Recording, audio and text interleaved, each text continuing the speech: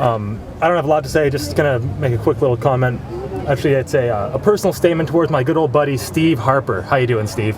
A little while ago, you said that the economy was too fragile for an election. Thing about that is, a couple days later, you made the announcement that we were gonna spend tens of thousands of dollars on upgrades to an aquarium. So, sounds to me like if we're in good enough condition to make better conditions for fish, then we should be in a good enough place to make better conditions for us, Canadians. So, you know, if you can spend all this extra money on an aquarium, then we can spend a little bit extra money on an election and get you out of there, Steve. Because I think we've all had enough. Thanks. I'm Richard, and I'm from Victoria, and I used to live on the street back in 1980, and I used to drink too. I used to smoke, but now I don't smoke anymore or drink anymore. And I'm happy because I deliver the street news now, and I love it because it's fun. The only time I had to deal with the police was when they came and picked me up and threw me in the drunk tank. And there was a really mean officer, and I didn't like that. My name's Kerry, and I guess the topic that came up was policing. So I probably have a lot to say about policing because I grew up with my brother, who was a policeman from a very early age. 17 as a police cadet, Metropolitan Toronto Police. He was a very aggressive fella. I guess he was actually a neighborhood bully who became sort of a gangster at a time, and then found his way into the police force. I guess that was a good place for him to put his aggression. But this is why I'm concerned is that over my years with dealing with the police, a lot of the time they are rough, aggressive, maybe because they're understaffed and the nature of the things they have to tolerate. I guess we have to keep our city's finest, I think they call them. We have to screen these people, and we have to make sure that they are very people-sensitive people. In order for them to do their jobs most effectively. You've got the military-industrial machine, that's where all the money's going to, is producing arms and things like that, when we can negotiate peace and just take care of our own domestic problems. I feel empathetic for police. They do have a really difficult job, and say we should take care of our own. Thanks. We don't need no new blue bridge.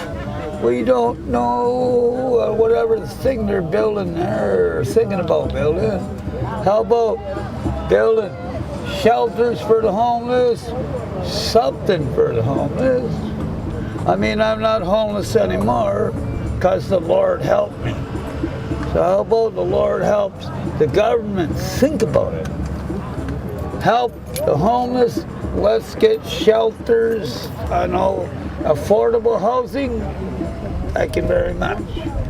Canada is the only G20 nation that has no federal housing agency. They're going to spend $10 billion on new federal prison facilities, and that should go into homelessness. And I think it'd be better to build some permanent housing because homelessness costs the taxpayer a lot of money, like for policing and temporary shelters and emergency treatment in the hospitals. So it'd be cheaper to build some permanent housing. A lot of people could be permanently housed, not just transition housing. It's just, you know, these people do this over and over again. Charities don't actually do anything. They're not effective because employees take it all.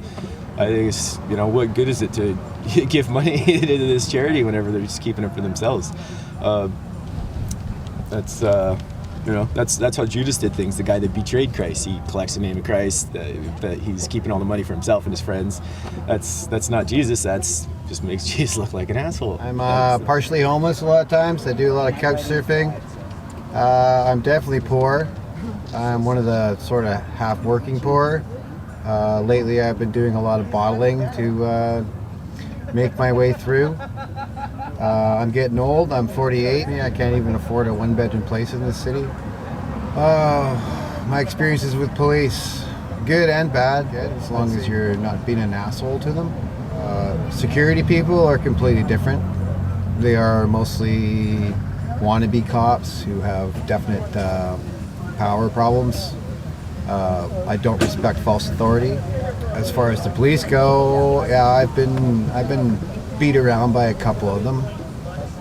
Like I say, just a couple of them, and I've had lots of dealings with the police. As far as solutions go for the whole housing poverty thing, I mean, I hear people all the time saying, you know, get a job, blah, blah, blah. Well, there's a lot of people out there that can't get a job, and I meet a lot of them. Like, a lot of people I meet, there's no way they could function in a job, and there's really nowhere for them to go. I see them wandering around all the time, and there has to be, I mean, there is going to be a minimum number of people that are out of work at any one time. There is no such thing as full employment. One thing might be maybe more housing subsidies for people who are working. I mean, you know, come on, figure it out. You're making $9 an hour.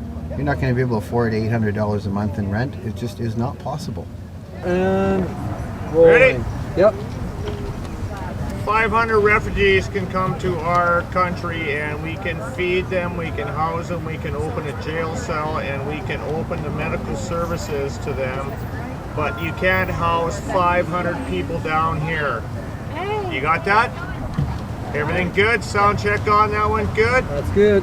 Okay, that's all I had to say. Thanks a lot. I am penniless, not a drug addict, not an alcoholic. This life I thrive on. I've been giving as good as I get.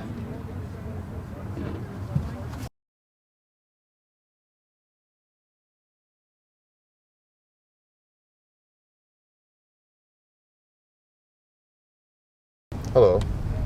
The federal conservative government right now is preparing to spend $9 billion building prisons primarily for people committing what they call drug offenses. Cannabis growers, people trafficking in small amounts of other drugs. Our government should be legalizing these drugs. That $9 billion would be better spent building homes and educational facilities and training facilities, preparing Canadians for the new world instead of living in the old one where people are thrown in jail for moral reasons. Over 90% of BC is Crown land. That land is used largely by forestry companies and mining companies to chop down the trees and to dig in the earth and pollutes the earth. We could imagine a different world where instead of that being the purview of private companies doing resource extraction, that land could be used for people living in a much more environmentally sustainable way and growing their own food and living simply. I think the biggest problem, from my point of view, is to see the mentally ill on the street, homeless. And this should not be. And let's get these people off the street and properly cared for.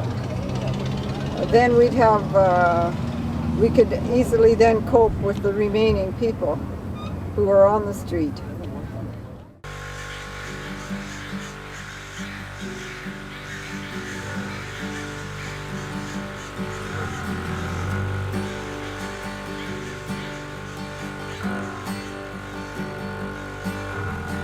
There's a murder in the urban morning.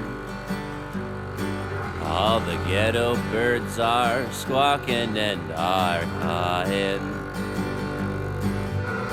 It's before the sun has even risen. Behind all the rain that is falling, homeless junkies are hanging in my alleys. They're trading drugs and the birds are watching. It's raining on a Main and Hastings zone.